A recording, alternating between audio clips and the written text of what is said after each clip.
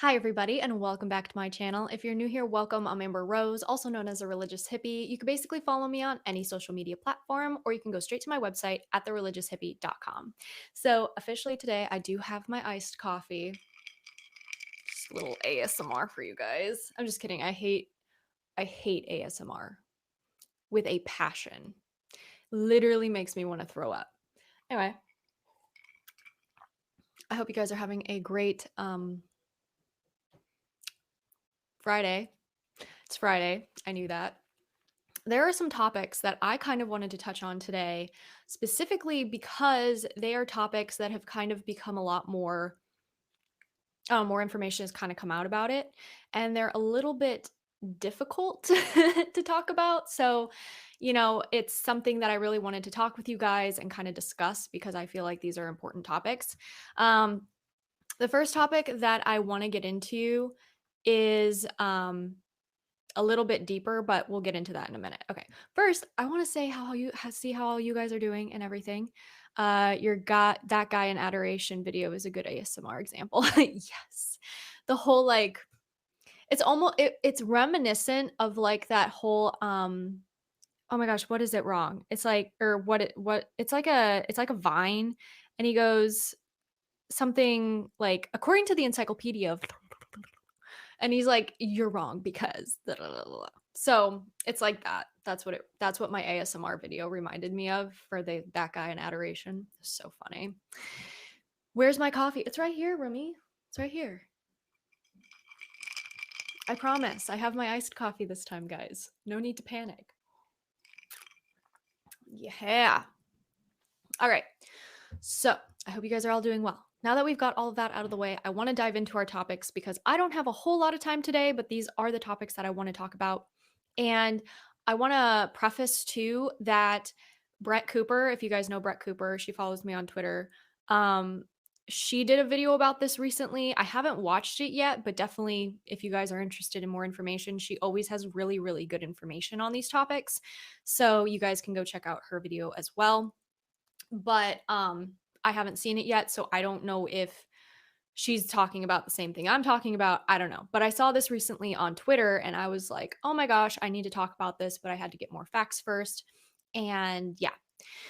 So the first thing I wanted to talk about was the government basically stealing kids away from their parents. And specifically, I wanted to talk about Jeff Younger, who was a father in Texas. He was a father of two boys named James and Jude. And he was publicly fighting for his children because his ex wife wanted to trans their son, James. And he was adamantly against this. He knew that it was wrong. He's like, he's so young. Why? He knew it was wrong. And so he was basically legally and publicly trying to, you know, not allow his son to go through this gender change and go on hormones and everything. Thank you so, so much for the donation. I really, really appreciate that. Thank you. So glad that they're helping. Just wanted to recognize because, yes. Um, but basically, this was a huge online thing. I mean, it was public. Everybody knew about it. Everyone was on the edge of their seats. Whichever side you were on, you were just trying to figure out how is this going to be resolved. And so this whole situation began because his ex-wife, who is a pediatrician, yeah, basically she asserted that their son identified as a girl. And she sought to transition him. So putting him on hormone therapy, etc. They call it therapy as if that's a real thing. So basically she was having him go by the name Luna. That was James's new name.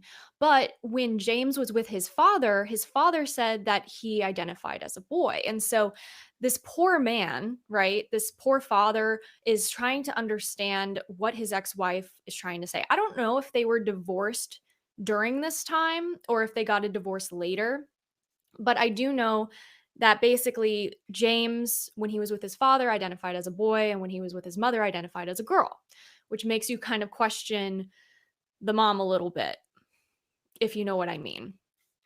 And so obviously the dad was completely against him transitioning. He's way too young for this.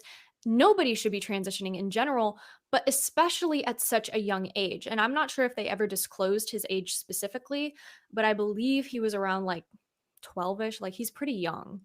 So everyone was on the edge of their seats. Keep in mind that this was happening in Texas.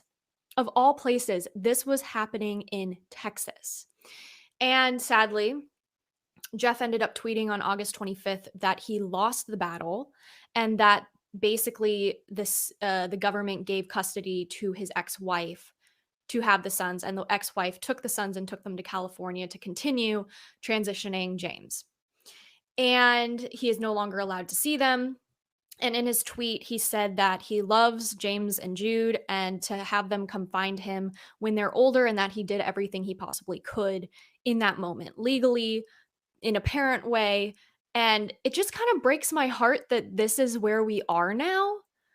Like, one parent is just kind of questioning it and being like, hey, maybe that's not the right approach. And then all of a sudden, their children are literally snatched from them. It is appalling, first of all. And Jeff knew that allowing his son to transition at such a young age was not in his best interest. It's not in anybody's best interest. It's so perverted. There's so much money that is made off of mutilating children that it's completely astonishing to me that they get away with this. And children are a gift from God. And parents are responsible for the upbringing. And this includes moral and spiritual, formation. And obviously, the Catholic Church opposes this whole gender thing that's going on in today's world, transgenderism and all of that, because it separates the gender identity and the biological sex, and it just confuses so many young people, and then they end up broken, and so many transition, and then afterwards I believe the suicide rates were like 20% higher after they transitioned. It just, nobody wants to talk about that. It's absolutely horrifying to see that. And parents who are supporting their kids in their gender transitions or whatever think that they're helping their child because they're told by their therapists and their doctors and everyone that if you don't, oh, your kid's going to commit suicide if you don't support them, blah blah blah blah blah. Well, that used to be the case, but now it's, if you don't support your kids, the government's going to take your kids, which is what happened to a dad in California when one of his kids decided, like, oh, I want to be a different gender, and the police came knocking on his door because he was like, maybe hold off on that, maybe don't do that right now. And the police came knocking on his door ready to take his daughter away in California. And it's just insane to me how far the government has gone to really overstepping its boundaries. And we know that each person is created male and female. We know that God does not make mistakes. And these medical interventions should not be used to alter God-given genders. Like, God knows what he's doing. So again, like I said, it's so sad, first of all, that it even happened. But the fact that it happened in Texas is astounding to me. That's just astounding to me. But there is a bigger issue here because parents are being snatched, like parents, kids are being snatched from their parents. And basically, if the parents don't support this crazy idea that their kid is not, the same gender they're supposed to be, the government goes and takes them. And this is all happening because of a bill that was passed. It's called AB 957, and it was approved in places like California. And it states, and I quote, and this is from CNBC, under the proposed law, parents who fail to acknowledge and support their children's or their child's gender transition could face potential consequences, including the loss of custody rights to another parent or even state itself. Absolutely insane. So what do you do? Honestly, you need to protect your family. Don't give your kids phones, homeschool them, live the faith. I think that's the most important thing. You need to raise your children in the one true faith, the Catholic Church. You have to give them that foundation. You have to have these difficult conversations with them. You have to be able to talk to them about why there is no such thing as transitioning, why God does not make mistakes.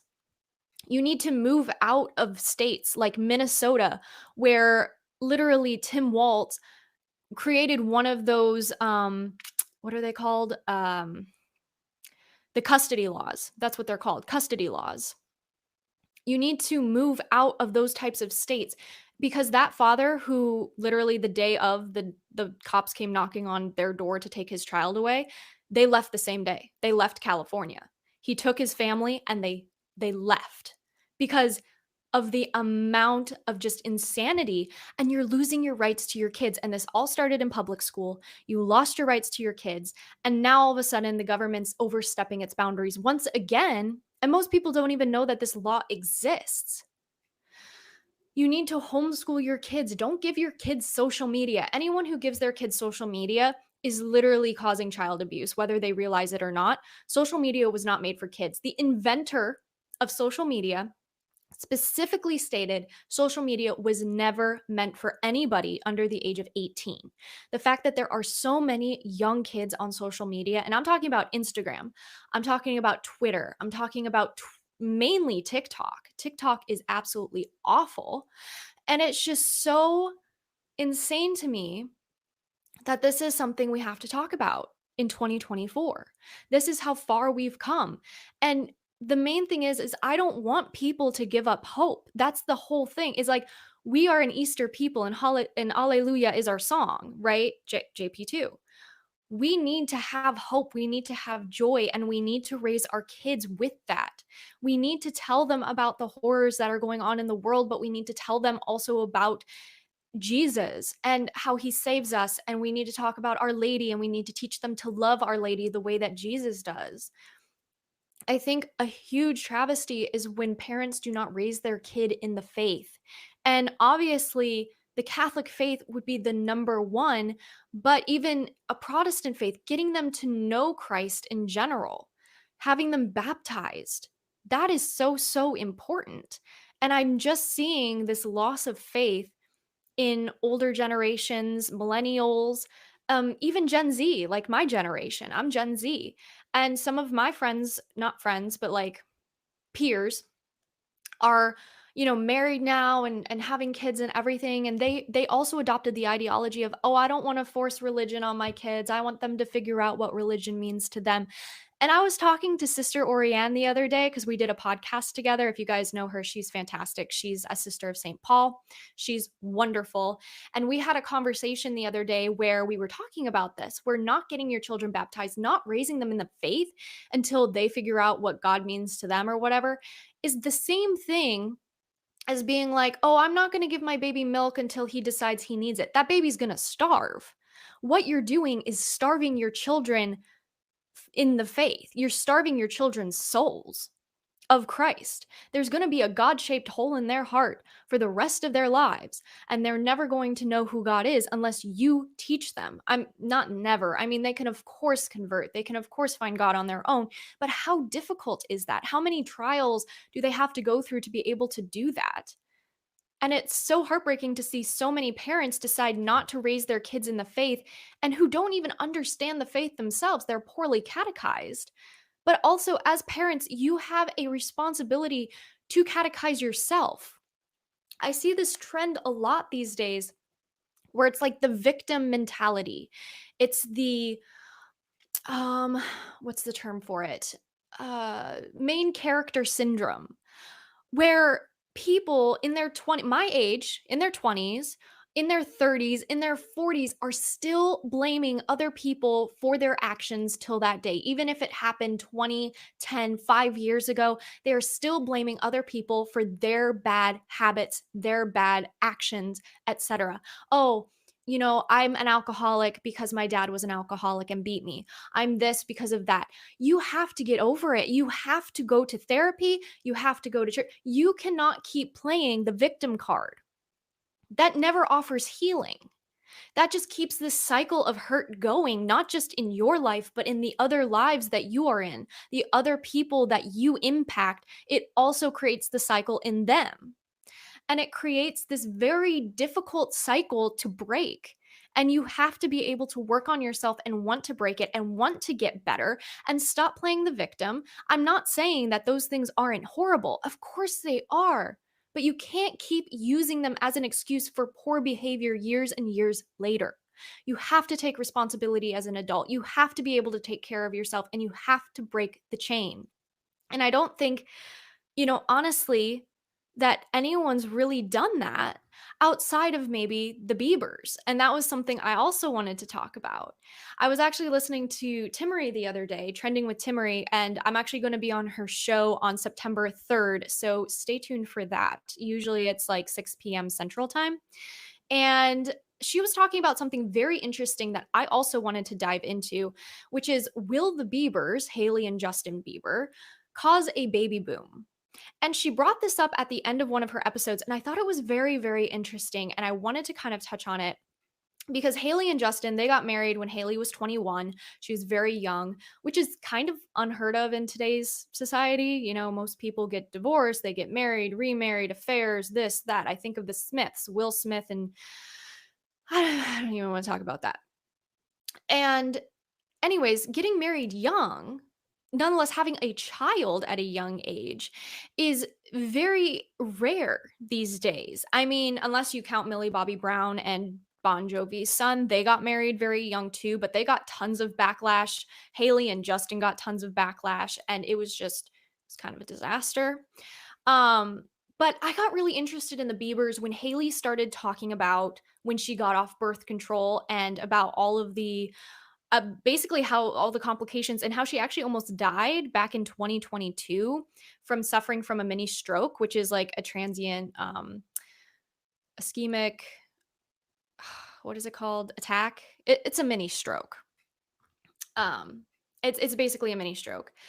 But she started discussing the damages that birth control caused on her and how, it destroyed her body, and she basically had all of these issues because of it, and she started speaking out about it.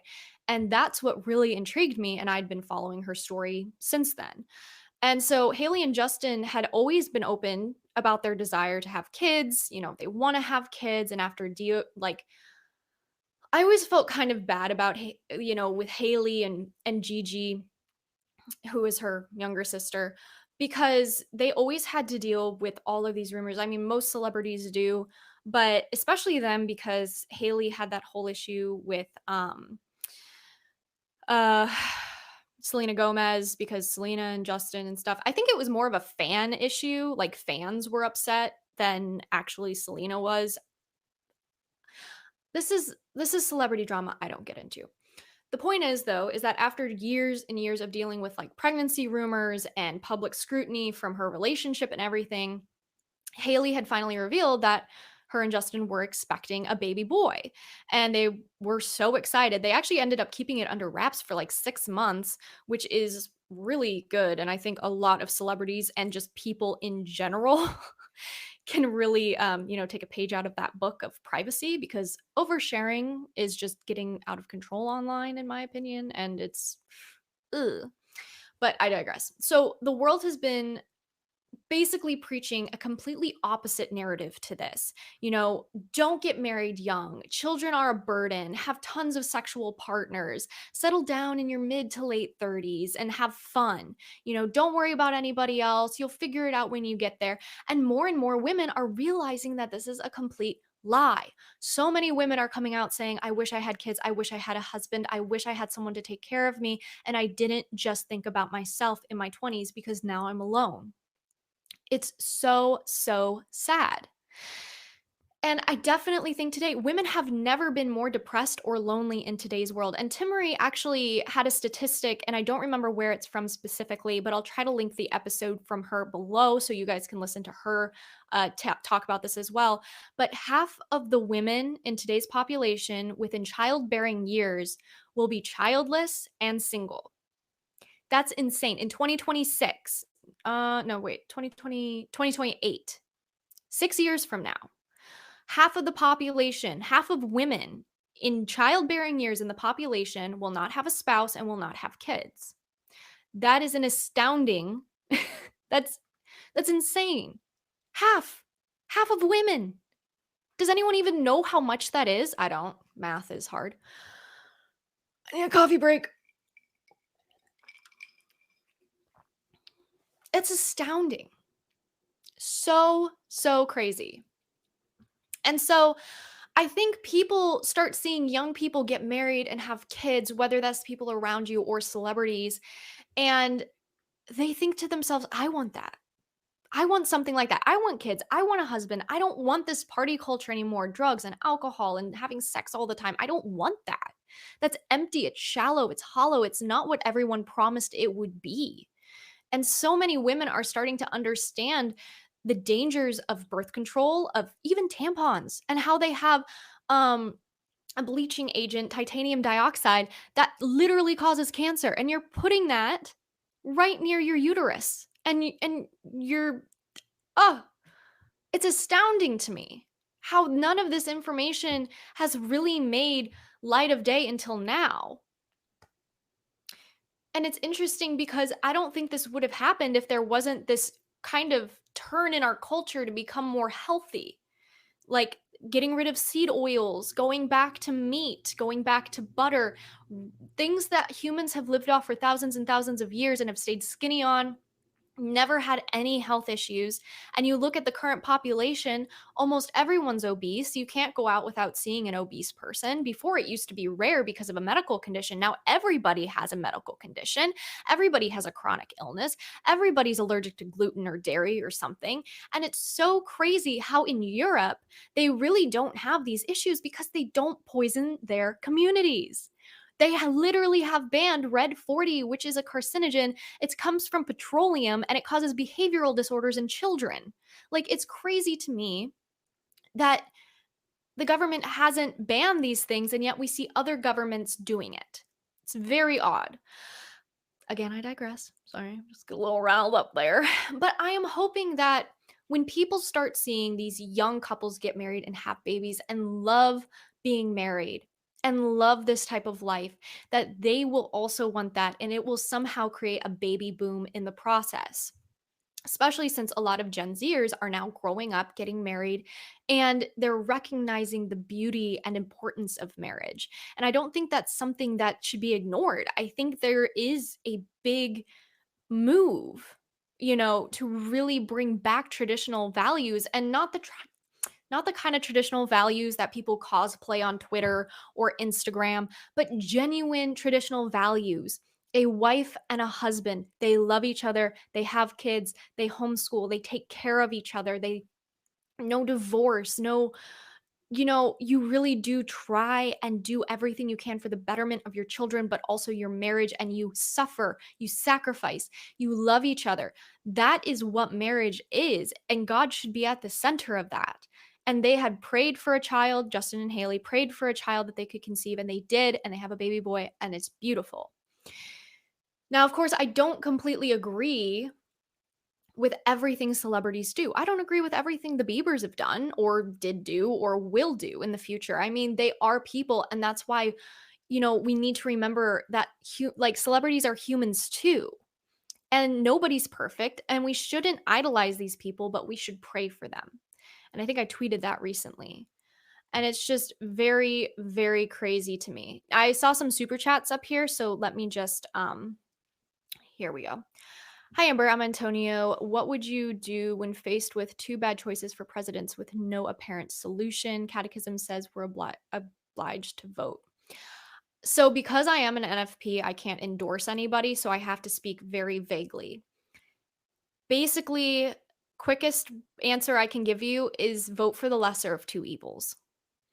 One wants abortion up until literally birth, and one doesn't. And one has caused Roe v. Wade to overturn. The other one wants to stop the pro-life movement completely. One is saying that he isn't pro-life and that he's, wants women's rights to continue, etc. But we have a better chance of changing his mind than we do her mind. So I can't give you specifics on who to vote for. All I can tell you is vote for the lesser of two evils. The FDA only cares about money. Very, very true. Because they make a lot of it off of it. And it's all intertwined because Big Pharma makes money off of people being sick. And then these fast food industries make money off of people. Yeah, it's a cycle, and it's really, really gross. Really gross. Okay, our last topic, and then we can have like little chitty chat time because I know this is a little more fast paced, but Like I said, I didn't have a ton of time, but I wanted to get through these topics with you guys, and then we'll chat a little bit afterwards about these topics. So, the last topic I had was the Shroud of Turin. As you guys know, there was a new study done very, very recently that basically reignited this debate surrounding the Shroud of Turin. Excuse me. And the study has proved what Christians have known for so many years, and that is that the Shroud of Turin does date back to the time of Christ, almost 2,000 years ago. And by using the X ray dating technique, it's called WAXS, WAXS, and that basically stands for wide angle X ray scattering. So it's a lot more uh, accurate than the carbon 14 dating testing that was done back in like 1988, which was kind of controversial. A lot of people were not about that, but basically this new way of testing, it overcame the limitations of the carbon testing. And so it was really this new improved and cool way of seeing without destroying it either, because that was a huge issue. How far back it dated. And the wax technique it was applied by researchers at the Italy's research, Italy's National Research Council. And they basically found that the linen fibers on the Shroud of Turin were much older than the medieval period, which is what the original carbon testing stated, which is why there has been so much controversy surrounding the Shroud of Turin, is because of this carbon testing. And additional studies have confirmed that the blood stains on the Shroud of Turin are consistent with the torture and crucifixion of a man. Anyways, I've linked more articles below if you guys wanted to kind of check that out a little bit more. But I wanted to briefly touch on that because this is huge. Like, this is a huge scientific discovery in 2024. And it's causing a lot of debates. There are still some people who, they're skeptics. They're still just like, oh, well, how do we know unless, blah, blah, blah. Like, it could be a completely different guy. But Catholics know, Christians know. We know this. And it's kind of hard to explain because our religion also takes faith. And sometimes you need to have faith in something and not have all the answers. So I'm sorry, but we already knew this, and scientists are a little behind on the game.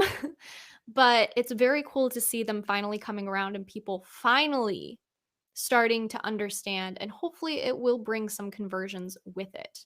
So, yeah, those are my topics. So now we can kind of talk. Did you watch the Shroud episode on Pints with Aquinas? I did not.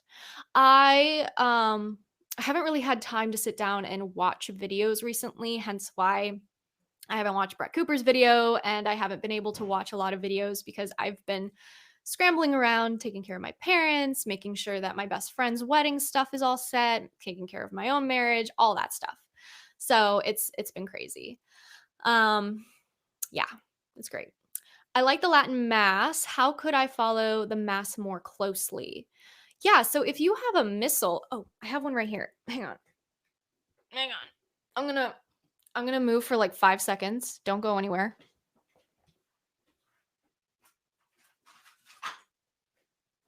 Are you still there?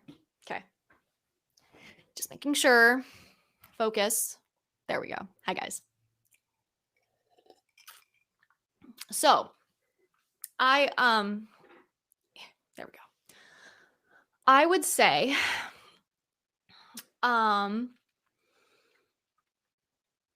was the question? I'm sorry. I literally get up for 5 seconds. I grab my missal and I'm like, oh yeah, how to follow the Latin Mass more closely. So I would suggest getting a missal. This is one that I actually got off eBay a couple weeks ago. I have it. It's called the St. Joseph Daily Missal. They have the St. Joseph New Missal, etc. I don't like it. I'm gonna be honest. These ones were made back in 1962, and I have two of them. I have one that I keep. Well, there's this one, and then I have one that is the original one that I had, which was given to me by my mom when I was like, I don't know, 10 maybe. I was pretty young. Anyways, these are no longer in print. which is really sad, but you can find them on eBay sometimes, which is really, really cool. I got this one for like 20 bucks off eBay. It was great. And so this is the best way that I have been able to follow along with the TLM. Why is my school calling me? Don't they know I dropped out? Awkward. Anyway, so I have, the St. Joseph Daily Missal, and it's perfect. Both of my missals were used previously by women actually in the Chicago area, which is like so cool because I found them both in antique shops like miles and miles away. And this has been the biggest thing that has helped me with connecting with the mass more. Now, if you've gone a few times already, yes, exactly, Jordan. So Jordan is suggesting that um if you haven't been to the TLM before, to just go a couple times and absorb it. I completely agree with that. I think that's probably the best way of doing it. However, I will say that if you've already done that and you're like, oh, I love it so much, but I wish I could understand it more, this would be the way to go. You might want to start off with a red book, and I don't think I have one with me at the moment. I think it's in the car. There's a lot of books everywhere. Yeah, I think it's in the car. You can look it up on Amazon though. You can put in traditional Latin Mass red book and it'll pop up on Amazon. It's a tiny little booklet with English to Latin translate or Latin to English translations, and it has pictures in it so it can help you kind of follow along during the mass. Now, it doesn't have the readings in it, so you might have to print those off before mass or read them before mass or just wait for the priest to read them again in English. Um but I definitely think that that would be a great place to start if you want to deepen your devotion. I would also say there are some more practical tips besides getting a missal, and that would be when you go up for communion and come back, close your eyes. Don't get distracted by the people around you because it is so easy to do that. I noticed that a lot of, I don't know, a lot of things started changing when I did that. I noticed that like I started focusing a lot better. I was able to meditate after receiving communion and have these conversations with our Lord while receiving Him, which was amazing. Highly, highly suggest that. If you guys don't know about meditation, go watch Gabby from Gabby After Hours video on the urgency of mental prayer. So phenomenal, so amazing. Highly, highly suggest. Everyone needs this in their life. Um, but that's one of the best things that I have done. You can also I have a lot of videos on my channel about the traditional Latin Mass, so you can go to my channel and just type in traditional Latin Mass. So there's that. And then let me think, what else? Yeah, I think a missal would just be really great, you know? Again, I think that those are some basic ones. I don't want to overburden you with like, oh, try all of these different things because I think people kind of get overwhelmed and think they have to do all that stuff and it gets a little bit keeping up can be overwhelming. But I think if you get a red book and once you get comfortable with that, then get a missal of some kind. And there are so many missals out there. I really do suggest the St. Joseph Daily Missal. Again, they're not in print anymore, so you're going to have to go on eBay or you might be able to find one in a antique shop or something. That's where I've always been able to find mine. But I definitely think that that would be your place to start once you get more comfortable with the mass. And of course, there's always YouTube videos on how to do a missal, like how to read a missal or how to mark your missal. The nice thing about missals that you get from antique shops is you also get all of the cards from the people who owned the missal prior to you. And so there are all these people who have passed away. There's like ordination cards, and I found this actually too, St. Jude Thaddeus Novena, which was really, really cool. And this was given to a woman and back on December 25th, 1962, back when they used to give missals to kids for Christmas. So, anyways, just saying that, but yeah, it's great. So yeah, I would suggest that, and yeah, that's all I got. da, da.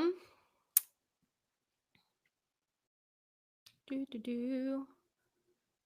Okay, I'm gonna scroll up a little bit because I don't. Hang on. La, la, la, la.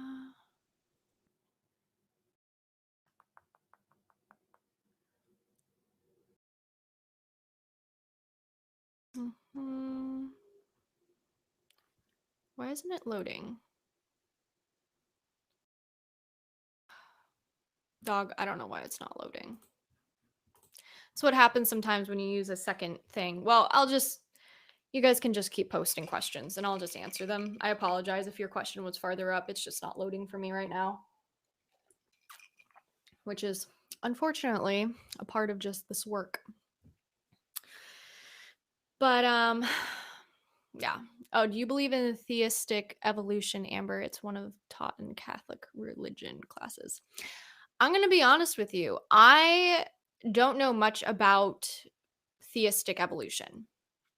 Max would be a better person to talk about with those types of things. I am not an apologist and I am not that, I'm not like that. So that's probably a better question for Catholic answers and things. I'm here to share my faith and different things. So I'm sure it's fine. I'm sure it's fine. But the thing is that I just don't know enough about the topic to talk about it. And I refuse to talk about topics that I'm not educated on because I don't think that that's prudent. But no, it's a good question. 100%. I'm just not sure. How's pregnancy going? I'm not pregnant. Why does everyone think I'm pregnant? All of a sudden I get married and everyone thinks I'm pregnant. Not to be like, I'm not mad at you, Jordan, or anything. I'm not even mad. I'm just like, everybody keeps thinking I'm pregnant. And I'm just like, all of a sudden I get married and everyone just thinks I'm pregnant all the time. I also had someone who said I gained a lot of weight and that's why they thought I was pregnant. And I look at myself and I think, I don't think I gained any weight, really. I did gain, um, no, you're good, Jordan. Don't worry about it. I know. I gained some weight because I have been 114 pounds my entire life because I always struggled with an eating disorder. I even struggled with it when I was in my faith. I stopped officially struggling with my eating disorder in 2023, literally not even a complete year ago. It was December of 2023 that I actually was able to overcome my eating disorder through the grace of God and become a healthy weight. So, yeah. I I look the same, but I don't look dead because before I was malnourished, I was tired, I wasn't eating, I wasn't taking care of myself properly and it really started getting to me and so I had to do some real soul searching and I became um I just gained a couple extra pounds because I had to. Now I'm officially 124 pounds, which is a healthy weight for a woman who is my stature and height and everything. And I know people are like, oh, don't talk about your weight on the internet. It's like, just don't get triggered, okay? Just be happy. Just be happy. It's whatever. But I am, it was a really, really long journey. I struggled with eating disorders since the time I was 11. And it really stunted a lot of problems. Like it stunted my growth in a lot of ways. It hindered puberty in a lot of ways. It was a big struggle for me. And it really, I want to say it really wasn't until, hello, it's okay. Oh, he has to measure. We have a, we have a special guest who's going to measure. It's all good. No, you're fine. We're getting the floors redone. Ooh, it's a cool laser thing. Yeah, yeah, no problem. But yeah, so it's one of those things that just like, it's one of those things that you kind of go through and you're just kind of like, huh, you know? So I've been able to overcome that because I really think I was able to overcome it when I met my husband because he didn't demonize food. He never commented on my body in a negative way or in any way, really. He never made comments like, oh, wow, you eat a lot, or like, wow, you were really hungry. He was just like, oh, I'm glad you ate. And he didn't demonize food. He didn't make anything um, seem abnormal. Like he just treated me normally. And eventually, through just proper exercise and being able to eat properly and not, I don't know, having real food, it really helped kind of heal those issues I had with my eating disorder. So, yeah, our special guest was what's his name? I don't remember his name, but he's doing our floors. So, it's pretty lit. Um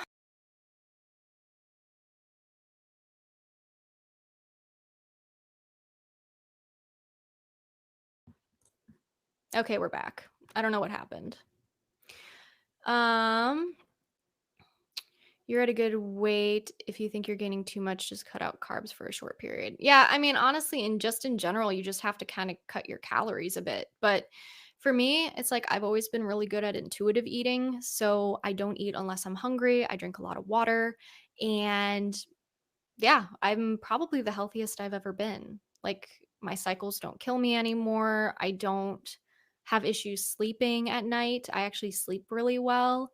So, yeah, it's actually been really nice being a healthy weight because my body's finally like out of crazy mode and like survival mode, and it's finally in like, okay, we can relax and we can like enjoy food, and it's like food will be around and things. So, for me it was really different. And that was really, really good. Any advice for becoming non toxic when it comes to food products, etc.?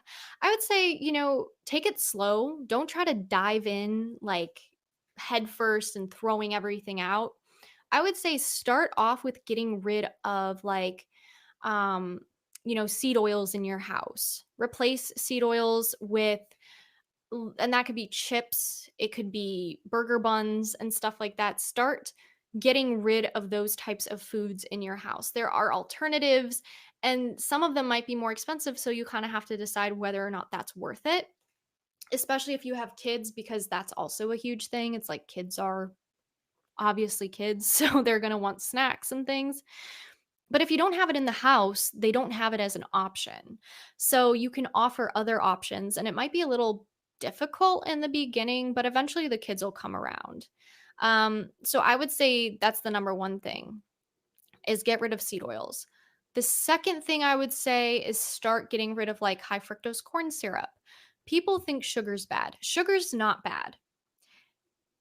Like biogenetical and biogen whatever, just bioengineered sugar is though. Like that's disgusting. High fructose corn syrup is awful. And that's I think one of the main two things you want to go for. And yeah, try to get organic, non-GMO products. I love cooking with beef tallow as well. I actually just pick some up. I use it for our skincare, but I also use it for cooking. So it's like it's the perfect duo. Um, so I definitely think that those would be the two places to start. Bum, bum, bum. So, yeah, 100%. How should I keep track of prayer requests? There's so many to keep track of, and I seem to forget easily sometimes. Just say for when I do prayer requests, I usually say pray for all of my followers and all of their requests, or pray for everyone's request who has sent me a prayer request. God understands, and He's able to do that because He's a lot better than us at remembering things and knowing everything, and He'll know what our prayers are, and He knows where they need to go. So, highly, highly suggest that. Sugar is bad. So, that depends. That depends on the type of sugar you're eating. If you are eating raw, unbleached cane sugar, it's actually not that bad for you. Obviously, you need to have it in moderation. You never want to have a whole lot of it. But sugar is actually not bad for you if it's natural sugar, like fructose in fruit. That's okay. And raw cane sugar is fine. It's the bleached GMO type of sugars, high fructose corn syrup, like the engineered fructose and all of that that's really bad for you. So real sugar is good for you, but not all sugar is bad. It's just the obviously engineered ones that our government decides to feed us in everything that's been banned in other countries for, health reasons.